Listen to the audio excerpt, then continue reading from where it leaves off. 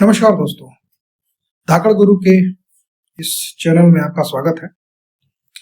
और हमने इस बार का टॉपिक चूज किया भ्रष्टाचार और समाधान क्या हो सकता है।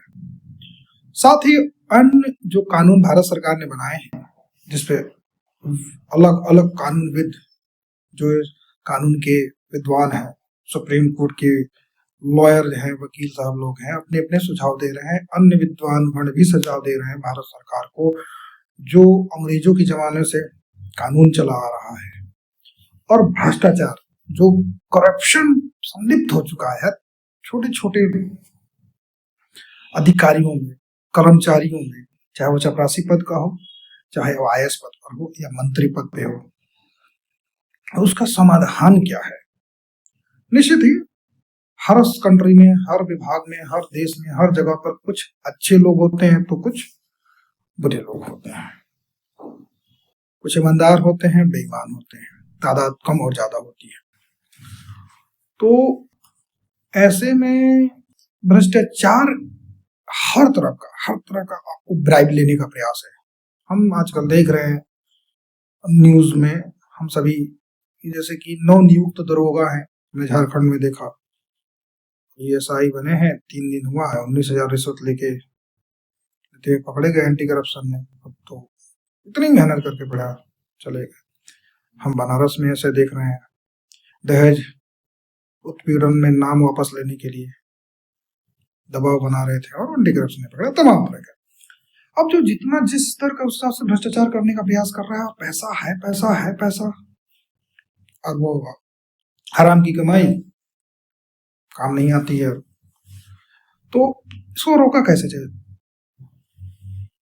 अगर जैसे तमाम तमाम कानूनविद वकील साहब लोग ये बता रहे हैं, सुझाव दे रहे हैं, तो इस संदर्भ में मेरा भी एक सुझाव है कि अगर भ्रष्टाचार में संलिप्त कोई पाया जाता है, जैसे मंत्री लेवल का हो, सचिव लेवल का अधिकारी हो, IAS IPS गेस्टेड ऑफिसर कर्मचारी हो, क्लर्क हो, चपरासी हो, तो क्या सजा होना चाहिए? एक हायरार्की बनेगी, जो जिस स्तर का पदाधिकारी होगा, मंत्री होगा, नेता होगा, आज जिस प्रकार का वो भ्रष्टाचार करेगा, जितने रुपए का करेगा, एक नियमावली बने। जैसे कि मंत्री हैं तो उच्चतम पद पर हैं, कोई कंपनी टेंडर पास कर रही है, अगर उसका बजट 1500 करोड़ है, 2000 करोड़ करके की बात करेंगे कि 500 करोड़ हमें दे दो, उनकी जेब में जाएगा।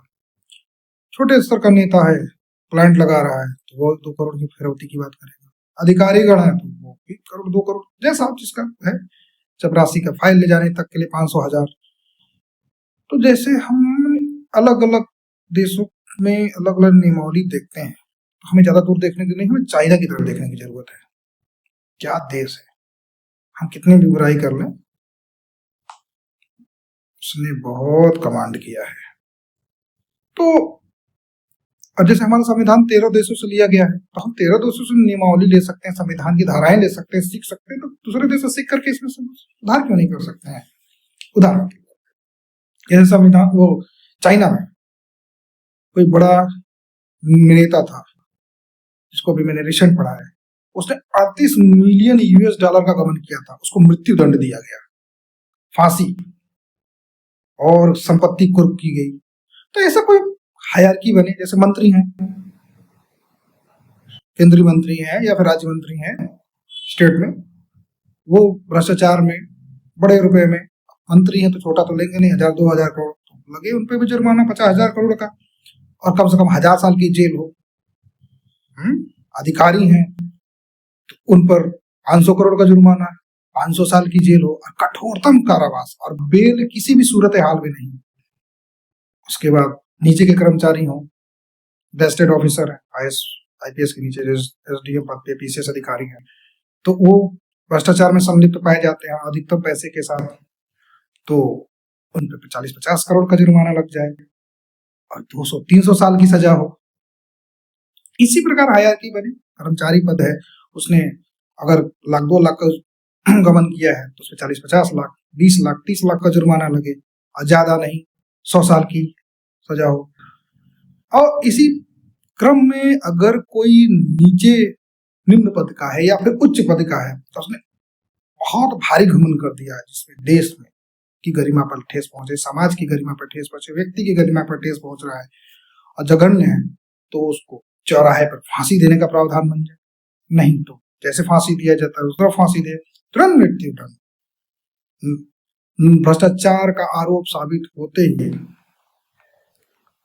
उसे तुरंत जेल में डाले, बर्खास्त करें, संपत्ति उसकी कुर्क करें और सारी संपत्ति गरीबों को देने का प्रयास करें। जितने उसकी प्रॉपर्टी बनाई है उसको जमीनों को जब्त करके उसको बिल्डिंग बना के गरीबों को दें। बहुत लोग रहने की जगह नहीं, इन नेताओं, इन अधिकारियों, इन अलग अलग भ्रष्टाचारियों के पास इतनी संपत्ति है कि उसको बराबर अगर हम डिस्ट्रीब्यूट करें तो बहुत गरीबों को भोजन मिल जाए, घर मिल जाए, रहने का स्थान मिल जाए। तो यह एक सुझाव है। चाइना का उदाहरण लेते हैं, तो वहां अगर चाइना का उदाहरण देखें तो उच्च पद का अधिकारी होगा तो उसको 10 से 20 साल की सजा, अगर जघन्य अपराध किया है तो आजीवन कारावास है, मृत्युदंड है और संपत्ति कुर्क हो जाती है। निम्न पद का है तो शायद उस पर 10-20 करोड़ का जुर्माना लगे, थोड़ा निम्न पद का। एक हायरार्की बनी हुई है, 10 से 20 साल की सजा, 50 साल की आजीवन कारावास, मृत्युदंड, फांसी, इस प्रकार। तो हमारे भारत में भी कानून लाया जा सकता है। अभी देखिए भ्रष्टाचार कैसे रुकता है। इसमें आप लोग सहयोग करें, भारत सरकार तक ये बात पहुंचाएं, यह मेरा विचार है।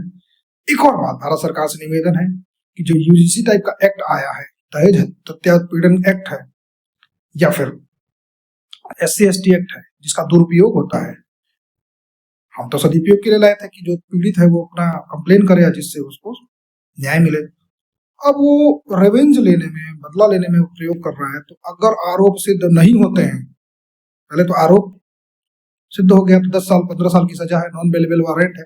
तो आरोप सिद्ध नहीं होते हैं, इसने फर्जी फंसाने का प्रयास किया तो इसको भी 10 लाख का जुर्माना लगे, नॉन बेलेबल वारंट लगे, 10 के 20 लाख का जुर्माना लगे, संपत्ति जब्त हो।